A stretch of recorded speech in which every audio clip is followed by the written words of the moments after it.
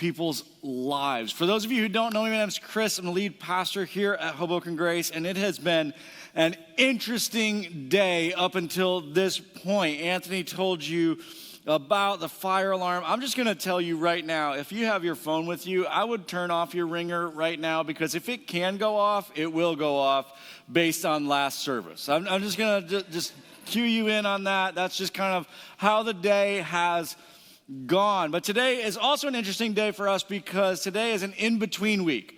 We put these into our plan every year, these weeks that are in between series, because we want to be able to have space to be able to talk to things that are happening inside of our culture or inside of our church family. And we just wrapped up our Enjoying God conversation. Next week, we're walking into a really short, 2-week series called Finishing Strong. We're looking at how do we make sure that December doesn't ruin our year, that we actually thrive as we move through that. And then we walk into a series I'm really looking forward to called An Awkward Family Christmas, which all of us have experienced. Some of you are excited about December. Some of you are terrified about December because of family. But it's amazing how Jesus steps into our lives and he changes the way that we think about family.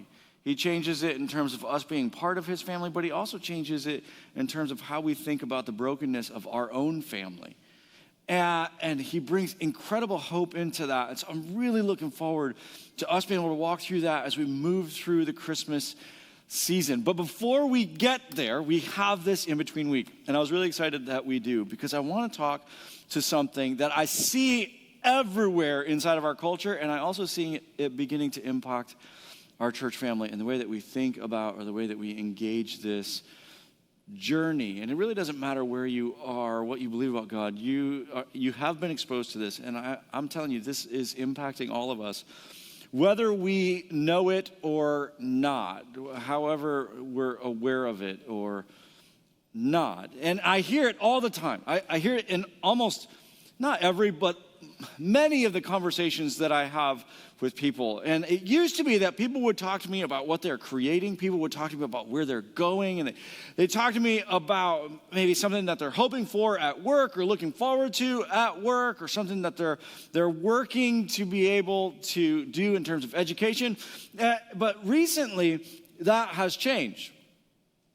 And I have conversations with people, and this word keeps coming up. This word, drift.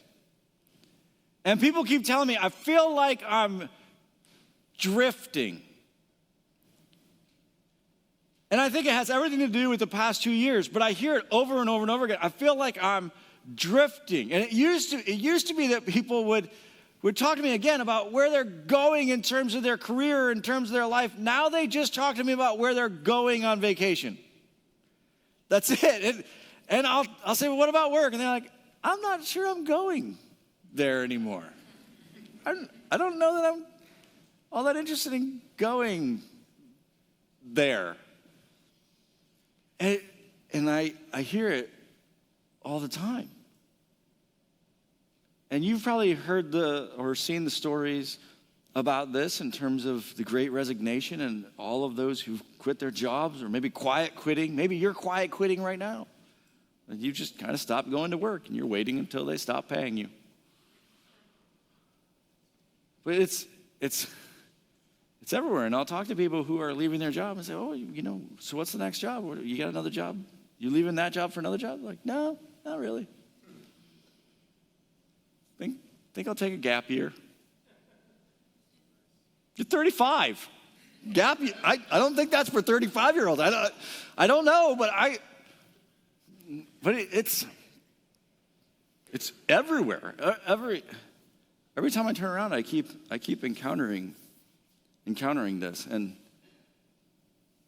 I think as I'm watching this play out, I think that for many of us, we've experienced our Ecclesiastes moment. We've encountered our Ecclesiastes moment. What I mean by that is this: there's this book inside of the Jewish scriptures, the Old Testament. It's called Ecclesiastes. It's written by an individual that God says is the wisest man who ever lived, which is interesting because he doesn't actually make good decisions his whole life. As a matter of fact, he makes a lot of really bad decisions. It shows that you can be wise and still do foolish things. But he writes this book called Ecclesiastes. It's a fun read. It's really enjoyable, as you'll see in a little bit. And in this book, he's laying out a perspective on life.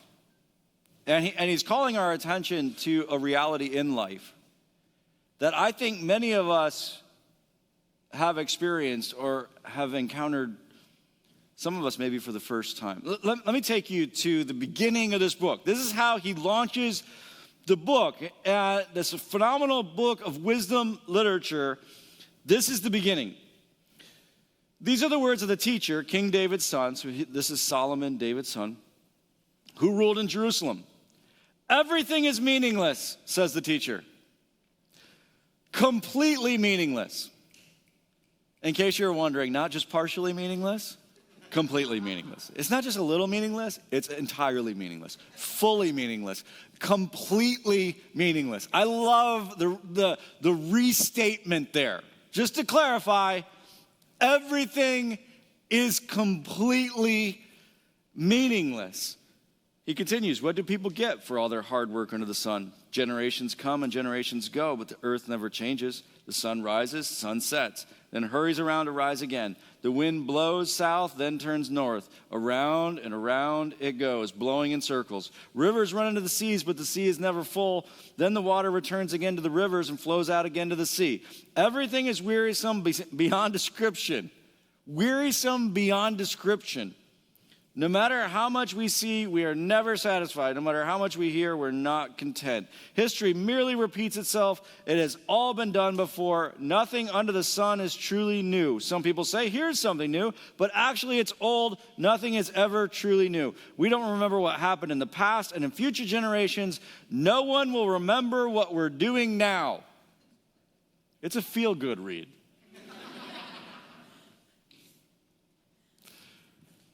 And this is how he begins.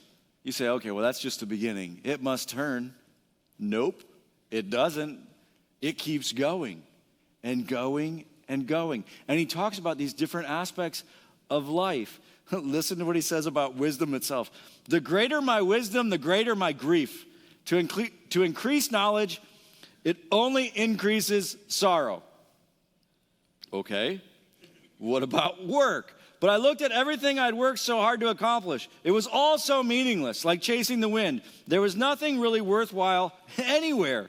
I came to hate all of my hard work here on earth, for I must leave it to others, everything that I've earned. And who can tell whether my successors will be wise or foolish, yet they control everything I've gained by my skill and hard work under the sun. How meaningless. So I gave up in despair, questioning the value of all my hard work in this world. He says, what good is it for me to work hard? I work hard, I build this, I accomplish this, and then I'm going to hand it off to some moron. And who knows what they're going to do with it? They'll probably just destroy it. He just starts to break down all of it. And this is not a short book. This is 12 chapters. And he keeps going. Listen to what he says about youth. Young people, he's talking to you, most of you. It's wonderful to be young. Oh, a positive. We have a positive. It's wonderful to be young. Enjoy every minute of it. Do whatever you want to do. Take it all in. But remember that you must give an account to God for everything you do. So refuse to worry. Keep your body healthy. But remember that youth, with a whole life before you, is meaningless. Thought we were headed in a good direction, and we're right back where we started. Even that is meaningless. And over again, he walks through all these different aspects of life. Every aspect of life. It's meaningless. It's worthless. And again, we say, okay, yeah, but I mean, what is it like, chapter 7 where he switches? Nope. As you read through it, you do see him kind of shifting perspectives. In other words, he's calling our attention to this. At times, he talks to us about how to be able to engage within that. But he's just consistently communicating this reality. Like, no, it's meaningless. It's worthless. Some of you are like, wait, where are you going with this, Chris? I don't know how you, but that's what he wants for us to see. I remember my Ecclesiastes moment. It was probably in maybe like the 5th or 6th year of Hoboken Grace. And I had gone through some really difficult things with my son, and it seemed like everything that I was working for in my family, it didn't matter how much I worked, it just wasn't it wasn't in my control. I wasn't going to be able to shift it. I wasn't going to be able to shape it. It seemed like it was all meaningless. At work, I'd lost 2 significant staff members, and it just seemed like it doesn't matter how hard I worked or what I poured into it, was meaningless, and everyone's going to move to Florida. But I was encountering all that, and then interestingly enough, I had probably one of the best experiences with God I've ever had in my life. I went away and was able to experience God really significantly. And when I experienced that, everything else became meaningless compared to that. I was like,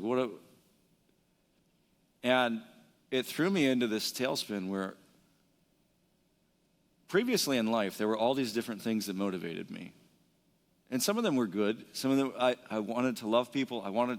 A lot of them were motivated by good things. I wanted to impact people. I wanted to see people come to know Christ. Some of them were also negative motivations. I wanted to be successful. I wanted for people to look at Hoboken Grace and look at how we were growing and look at what we were able to accomplish. And I wanted for people to think, when he really knows church planting. And there was that as well that was driving me, that selfish ambition. It was interesting because I later on kind of put them in 2 different buckets. One was selfish ambition, that was about me and one was spiritual ambition, which is also about me, but it's about what I can do for God.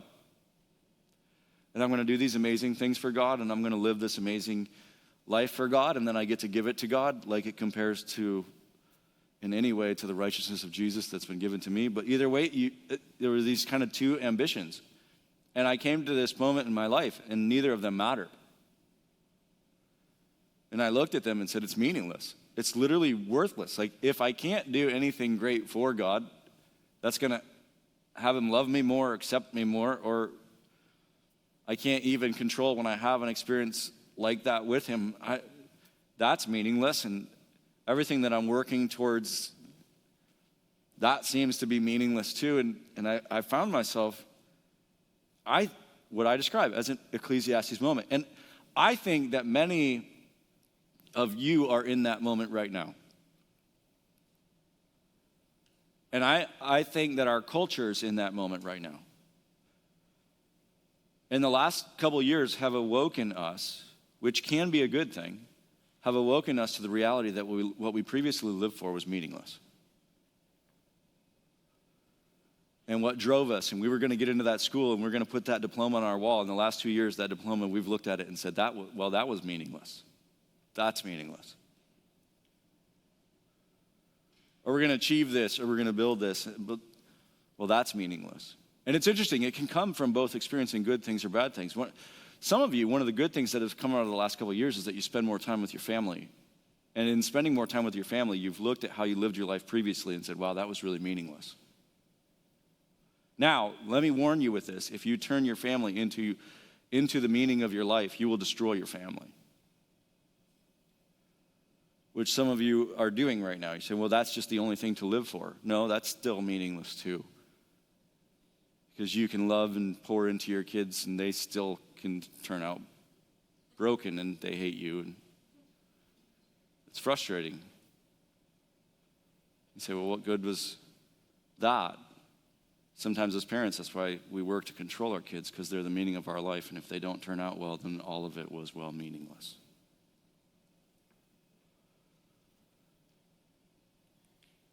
But we're looking at all of this, and sometimes it comes from experiencing good things, sometimes it comes from bad things, and you poured and poured and poured into that business that you were launching, and then in 2 years, literally in 6 months, it was just gone. It's gone. You say, well, it's meaningless. What does it matter?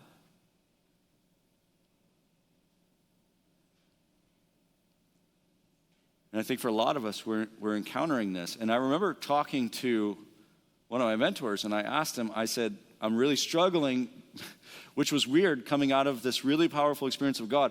I said, I'm really struggling because I know what used to get me out of bed, and I know what used to motivate me, and I know what used to drive me, and all of it's meaningless. And so I don't really know. It's kind of like what we talked about last week. When you lose guilt, you think, well, what will keep me in line? Because I've only ever used guilt to keep me in line. And in that situation, all of a sudden, I lost all of those old motivations, all of those things that used to drive me. And I looked at it, I said, I don't really know what I should live for. I don't really know what my motivation should be. And I felt like I was drifting.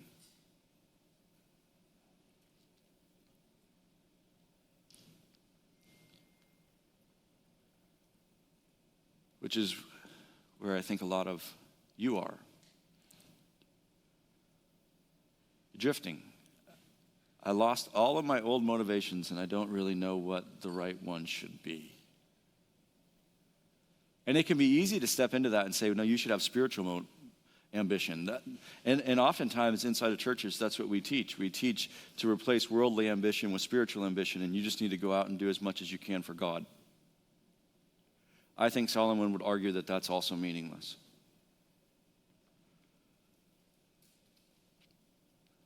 That even this life of just trying to do good things is also meaningless.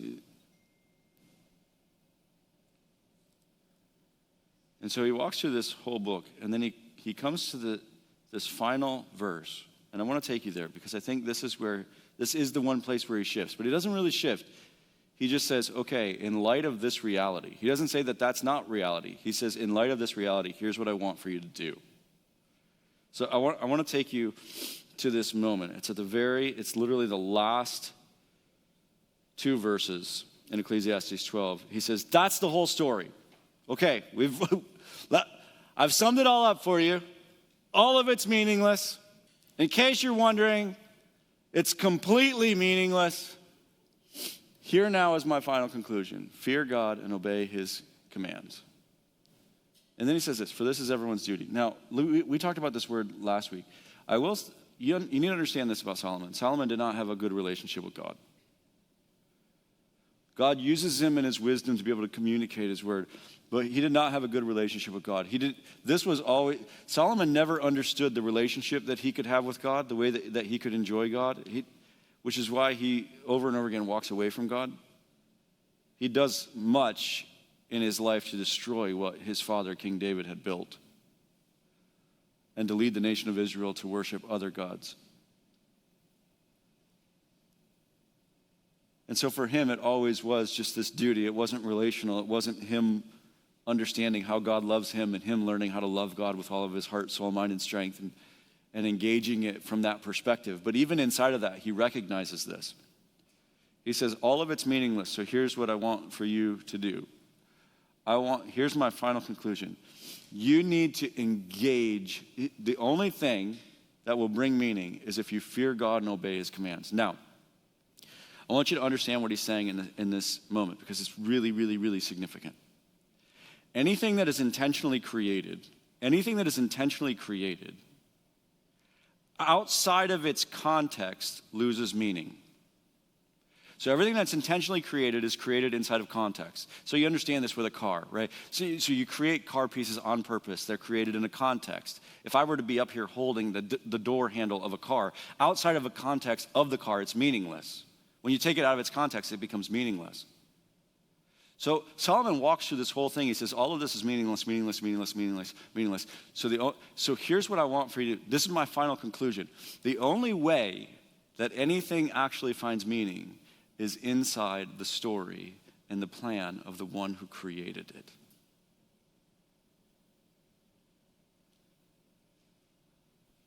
He says, so here's what I want for you to do. This is the only thing that makes sense. You have to follow God. You have to follow him.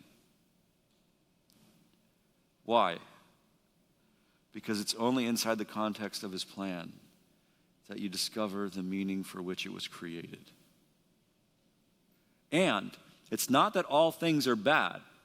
Listen to what he says earlier, because I said sometimes he kind of shifts perspectives in and out to share with us kind of how we should engage this. Listen to what he says just a little bit before that. He says, for everything there's a season, a time for every activity under the sun. He says, I'm describing to you all these things that are meaningless. He says, but the reality is that for all of these things, there's a season. Like there's a time and place for these different things. It's not that they're bad things. It's just that they're meaningless if they don't fall into the plan, if they're not actually being executed inside the plan, if you don't understand the season for which they exist or the context for which they exist or when and where it is that they should actually be executed. And he walks through this. He describes all these different things that there's a season for, a time for every activity under heaven, a time to be born, a time to die, a time to plant, a time to harvest, a time to kill, a time to heal, a time to tear down, a time to build up, a time to cry, a time to laugh, a time to grieve, a time to dance, a time to scatter stones. I don't know when that season is, but apparently it's a season, and a time to gather stones, a time to embrace, a time to turn away. He's walking through all these different things, and he says, listen, I want you to understand all these things are meaningless. He says, but there is a time and place for them. He says, so here's my final conclusion. You have to, and this is what led me to what is my life mission. It really came out of my Ecclesiastes moment. And my whole life, I've been looking for, what's my mission statement? People would always ask me, what's your personal mission statement? I'm like, I don't know. Like, should I just make something up? I don't know even how to respond to that. But as I worked through this Ecclesiastes moment in my own life, I finally found what I feel is my mission statement. It's just this: follow well. Follow well. Why? Why? Because it's only inside of the context of his plan that anything actually has meaning, including me.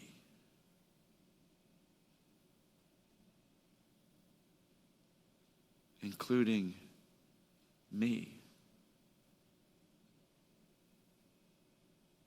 And you can take the greatest of things that have been created, the most wonderful things, good things. He even talks about in terms of pleasure. He says you can take it outside of the context of his plan, they're all meaningless.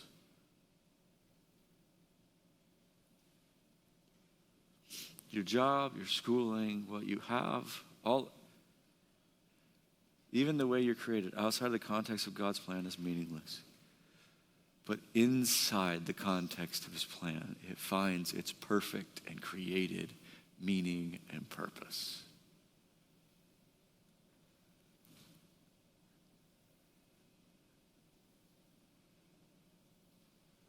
Everything, including you.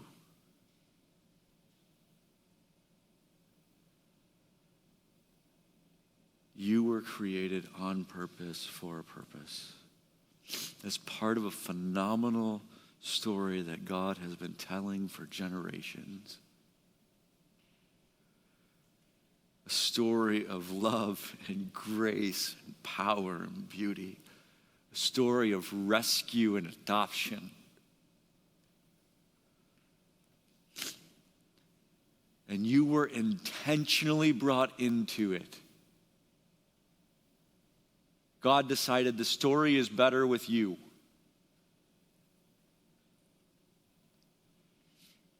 The story is better with you. But here's my fear. My fear is that we begin to drift.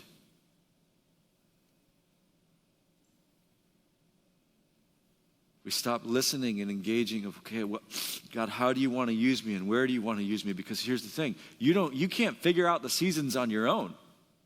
How do you know which season it's supposed to be? You have no idea.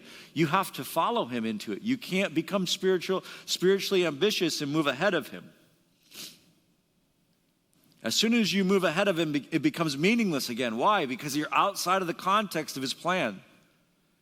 This is why the enjoying God conversation is so significant. We have to have that relationship, not just for us to love him and be loved by him, but also for him to direct us. Why? Because it's only in his direction that we find the context of our very purpose.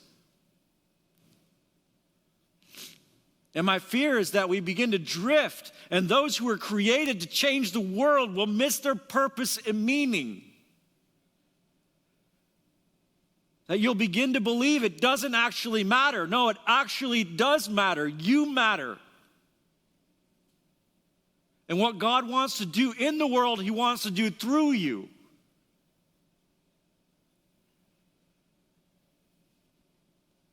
And so for many of us, you need to engage. It's time to stop drifting. I know you lost your old motivations. Good, let them go. Let them go. They were meaningless, but life is not meaningless. You are not meaningless. He created you on purpose, for a purpose. You have a specific role in this story that you are perfectly created for. Outside of your context, you're going to struggle with your value. Inside of your context, you find your value in the way that he loves you, the way that he created you specifically for the story that he created for you to be part of. But you have to decide to engage. It's time to stop drifting. You're too significant to the story. It's time to stop drifting. What's the motivation? I remember asking my mentor, what should my motivation be?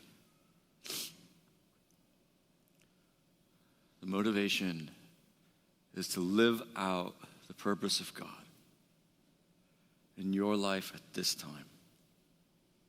To come to the end of it. You can live for all sorts of things. You'll come to the end of it. You'll look back and you know what you're going to say? You're going to say, that was meaningless. If you live out your purpose in the story, if when the story of God is told, it comes to your part and you lived it well, it doesn't matter how significant or how small it is, you'll look at it and say, wow, that was meaningful. That was meaningful.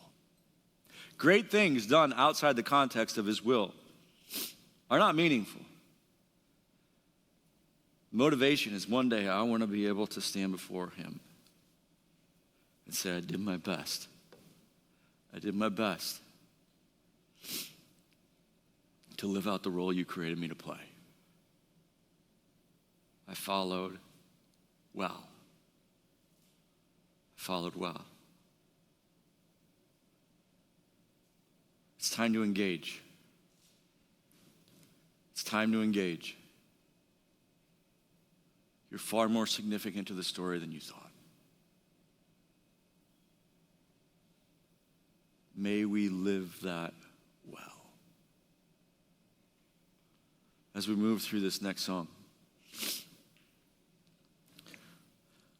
the band's going to come on stage and they're going to talk about our need for God.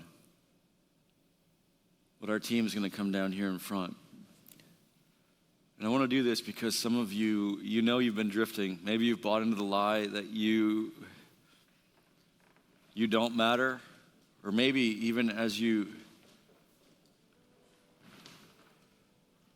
hear these words of Solomon, you've bought into the lie that it really is all meaningless, including God's plan.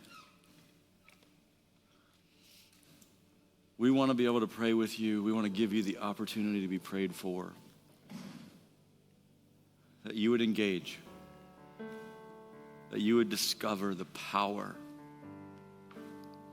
of the purpose that you were created with and for. May we follow well. May we one day look back and say, wow, that was meaningful. That was meaningful. Father, we thank you that we weren't created outside of your plan, that we were created within it. We weren't created outside the context, we were created for it. I thank you that those who are in this room and those who are watching online, that you not only created them, but you've rescued them, or you're pursuing them right now because you want to impact and change the world with them. We do not want to drift past our purpose. In Jesus' name.